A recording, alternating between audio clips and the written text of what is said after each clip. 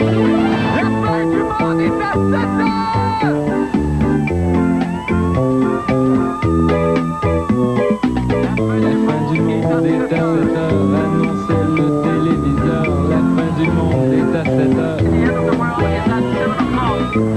d'aller voir les amis, il faudra leur téléphoner. Il y a un temps pour chaque chose. La vie, elle, ce n'est pas rose. La fin du monde est à 7 heures. Il reste 1 heure avant la fin du Le monde. ciel s'est enfin mis d'accord. Éliminons de l'univers la race humaine par la mort. La parole est à Jupiter. Envoyons donc un météore sur cette engeance que j'aborde, sauf sur Gertrude que j'adore. Mercredi 17 mars 1999, la course au premier bébé de l'an 2000 est commencée. Va pour les courses de bébés, mais où trouverons-nous des jockeys assez petits pour les chevaucher? Bon, c'est pas nécessairement drôle, mais on y passe longtemps après. Dès le 1er mai, la ville de Côte-Saint-Luc interdira la cigarette partout, sauf dans la rue et à la maison. OK, habitants de Côte-Saint-Luc, faites-moi une phrase avec Player et Marlboro. Je me suis fait livrer une poitrine de Player et j'ai fait un pas Marlboro. Ça non plus, c'était pas très drôle, mais quand même, c'était un beau Rothman. Non, mais c'est dans le sens de Rothman, le fait. Ah, puis allez donc, tout chez Liam. Bonne fête du monde, mesdames et messieurs! Alors, tout d'abord, des nouvelles de moi. Et j'ai eu une très grande décision à prendre aujourd'hui. Alors, je vous explique. Voici le dilemme, c'est que dimanche prochain, comme vous le savez, à la même heure, se tiennent à la fois le gala des Oscars Hollywood et le gala des Oliviers, nommé ainsi, évidemment, en mémoire d'Olivier Guimond, Tizoun, pour récompenser les artistes d'humour à Montréal. Et là, évidemment, on a dû choisir aujourd'hui auquel des deux événements la fin du monde assistera. J'ai fait le tour de l'équipe. Je leur ai demandé, évidemment, d'être très franc avec moi et de me dire ce qu'ils préféraient. Voir Tom Hanks pleurer en remportant l'Oscar ou écouter une imitation de Claudine Mercier pendant 5 minutes et ensuite me retourner vers Fabienne et lui demander « C'est qui? C'était qui? » Ah ben... Alors, mon Dieu...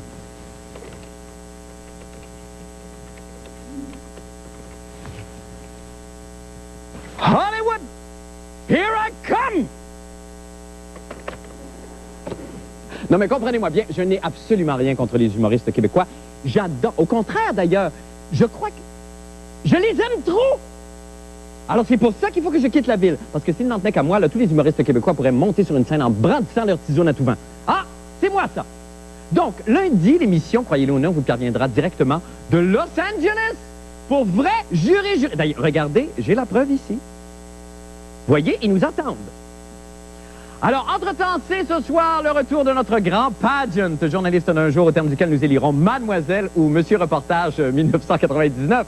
Et j'invite immédiatement notre candidate ce soir, qui nous fait l'honneur d'être là, à descendre le grand escalier de la fin du monde encore une fois. Madame, monsieur, s'il vous plaît, accueillons Marc Messier, mon journaliste d'un jour. Oui, c'est toi, mon reporter, tu vas m'apprendre des affaires, mon journaliste d'un jour. Tu vas faire une grande enquête, après on va faire la fête, mon journaliste d'un jour. À Oka et en Serbie, tu feras trembler les maudits, mon journaliste.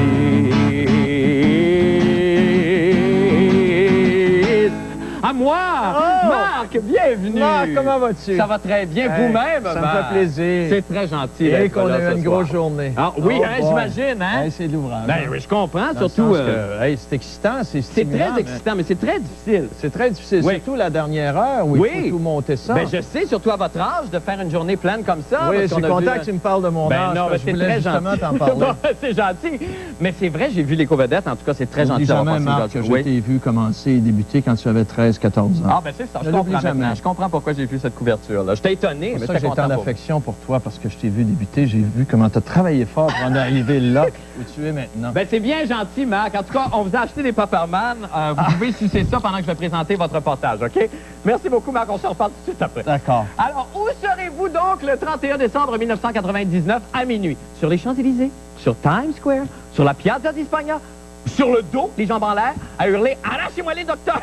Je veux le premier bébé de l'année! Fuck les forceps, prenez vos dents!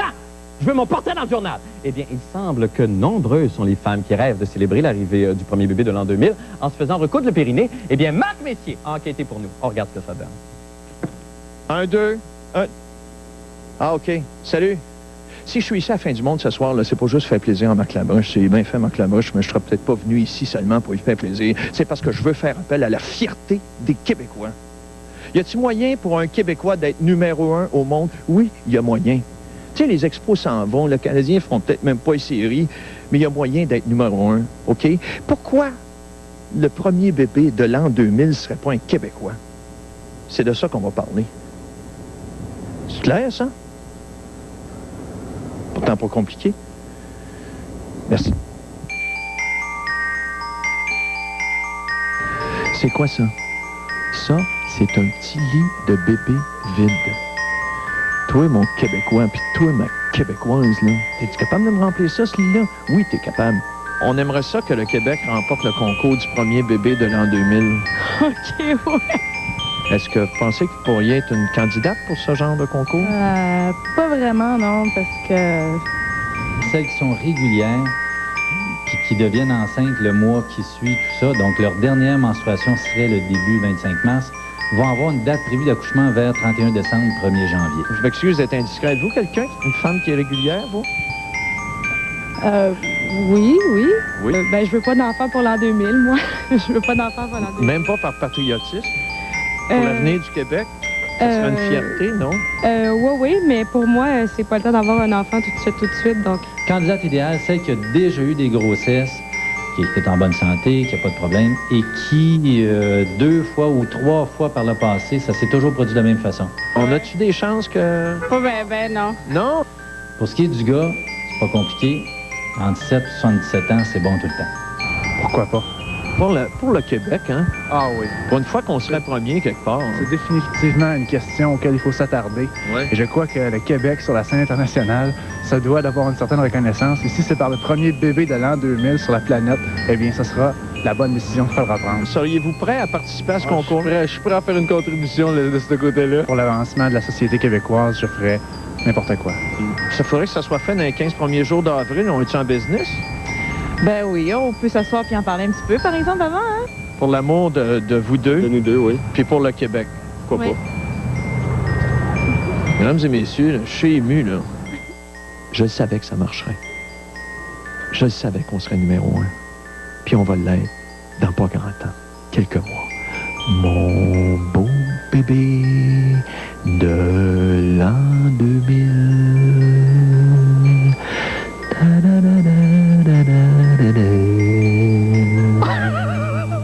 Non, c'est toujours un organe vocal aussi émouvant. Oui. J'ai rarement l'occasion de chanter à la télévision. Et c'est une perte pour nous tous.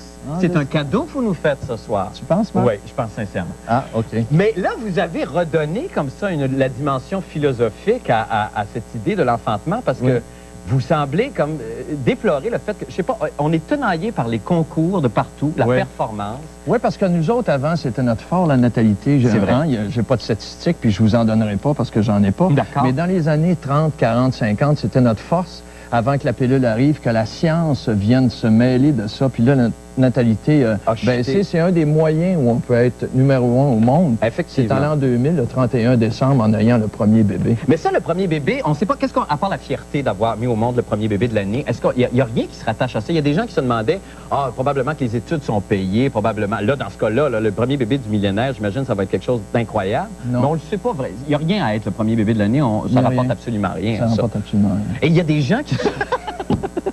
Absolument rien, à part la fierté. À part la fierté, et c'est important. Vous êtes vraiment très je ne sais pas ce qui m'a pris. Je ne sais pas, ça doit être... L'âge? Peut-être. Peut-être c'est une question d'hormones, peut-être. Avez-vous vu dans le journal, la nouvelle du Newsweek, il y avait une Chinoise, il y a même des Chinoises qui se font avorter pour recommencer la procréation. Oui, absolument, pour devenir, je ne sais pas, pour leur pays. Oui. Alors, j'ai essayé de voir si on pouvait faire ça ici. Ben, c'est merveilleux. En tout cas, merci. Moi, je suis hors concours parce que, bon, en tout cas... Oui, OK, d'accord. Merci infiniment, Marc. Vous revenez quand vous voulez. C'est très gentil. Merci. Merci à Claude Fafard, mon monteur et caméraman. Extraordinaire caméraman. Extraordinaire. C'est fin, vous êtes le premier qui mentionnait son nom. C'est gentil, ça. Ça. Écoute, il a fait tout le travail. Vous êtes de la même génération, c'est vrai que c'est... Merci beaucoup, c'est très gentil. Non, ça va faire une petite pause. On revient avec les nouvelles plus tard. Restez avec nous. Maintenant, pour les nouvelles de la fin du monde. Vous savez savez qu'on s'arrache en librairie, littéralement, le tout nouveau 1001 jeux de mots avec Paulo, tome 3, et pour cause, parce que, écoutez bien celle-là. Pourquoi les commentateurs sportifs préfèrent-ils chanter sans orchestre? Parce qu'ils aiment mieux chanter à capoloune. Je la comprends pas. Je la comprends pas. Ah, a cappella! A capoloune, a cappella. Très bonne. Elles sont bonnes, hein? Elles sont vraiment bonnes. Paul, bonsoir. Bonsoir, Marc, comment vas-tu? Ça va très bien vous-même. Très bien. Alors, on parle de CEO aujourd'hui, oui, entre autres. Et juste avant, une petite nouvelle de baseball. D'accord. Le coach des Blue Jays de Toronto, l'entraîneur Tim Johnson, a été congédié en plein camp d'entraînement. La saison n'est pas commencée et l'entraîneur Tim Johnson est congédié. Vous allez me dire pourquoi. Ça remonte à l'an dernier. Oui. Tim Johnson a voulu faire un, comment dirais-je, un espèce de discours de motivation de ses joueurs. Oui. Et il a commencé à leur raconter ses propres expériences alors qu'il était un soldat au Vietnam.